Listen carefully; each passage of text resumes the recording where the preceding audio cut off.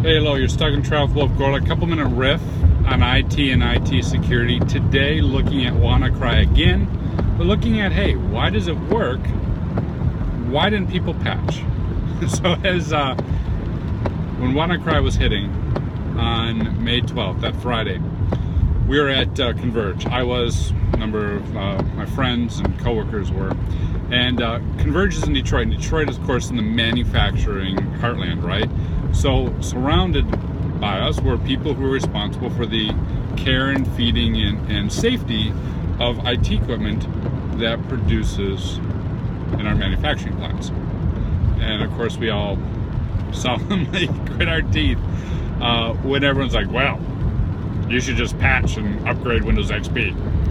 So today, tip for you, patching isn't that easy. I'm going to cover why, especially on the manufacturing floor, and upgrading isn't that easy. I'm also going to cover why, especially on the manufacturing floor. It's just not that easy. When we look at the WannaCry exploit, it originally was released with shadow brokers. A patch was produced in April by Microsoft, and the patch was for the new OS, right? So if you think about 0 days, the definition of 0 being when it's exploited and released, 1, 2, 3, 4, how many days it takes to get that patch. Usually it's around 20 or 30. And then there's another window after that, which is how many days it takes for the patch to be deployed. Generally, most organizations, it's 180. For critical patches, by compliance, it's supposed to be 30 or 45. So, keep that in mind for the new OSs. But they didn't release anything for the old OSs, like Windows XP or 2000. And that gave rise to this term of like forever days, right? Because it's not 0 counting up, it is forever. It's forever unpatched. And that is what rattled everyone on May 12th when this exploit started taking off. Now you may wonder, well, how big is old equipment on the manufacturing floor?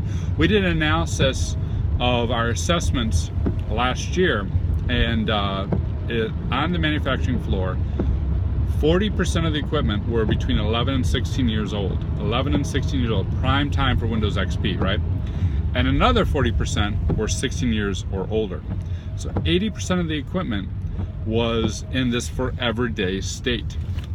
And we look at manufacturing, this is why they're like constantly buying like serial cards, right? Serial cards are still produced and still shipped to computers all over the world for manufacturing purposes because they're still running DOS, they're still running Windows 98, they're still running Windows 2000, XP, not Windows ME. I almost said that, but no, I've never seen that, thank goodness. But they still are, and it's because this equipment is millions of dollars, it's because this equipment has a lifespan of 30 years, and it's because this equipment has maintained by vendors who won't let you necessarily just go ahead and replace the computer or upgrade it. You can't do that without breaking key functionality and perhaps putting that plant in the production at risk. And therefore, we're in the state in the manufacturing heartland where 80% of our plant floor equipment, not corporate equipment, plant floor equipment, 80% of it is susceptible to something like WannaCry, and it spreads like wildfire.